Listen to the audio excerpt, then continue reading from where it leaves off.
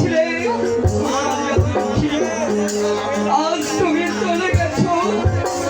এই ধর্মটাকে আমার যে কেউ নেই, রানী রাজলক্ষ্মী, তোমাকে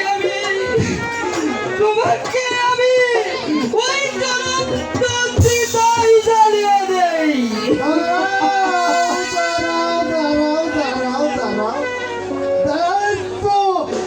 মুসলিম জবানের কাছে লিখা একই মন্ত্রী জান বাহাদুর, আমি বলছি তুমি ওই রানী রাজলক্ষ্মীর গায়ে স্পর্শ করবে। তার কারণ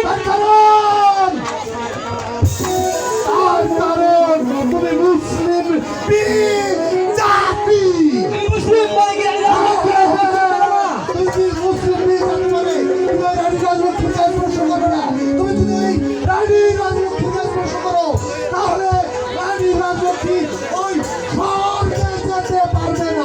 মন্ত্রী জান বাহাদুর না, সে আমার অন্য যাত্রী, সে আমার প্রতিপালক। আমার সংস্পর্শে যদি সে স্বর্গে যেতে না পারে তাহলে আমি তাকে স্পর্শ করবো না, আমি তাকে স্পর্শ করবো না। আমি চলে যাচ্ছি মন্ত্রী বাহাদুর, আমি চলে যাচ্ছি। যাও যাও, যাওয়ার পূর্বে আমি আপনাকে একটা কথা বলে যাচ্ছি মন্ত্রী বাহাদুর। হ্যাঁ বলো বলো।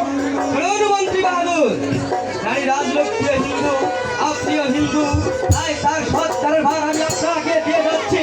সেই সৎকার আমি আশা করি ভালো ভালোই করবেন।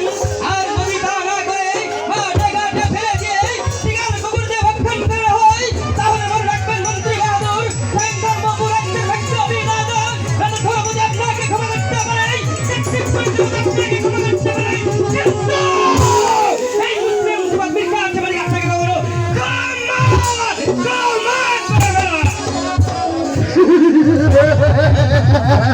ভয় দিছিল।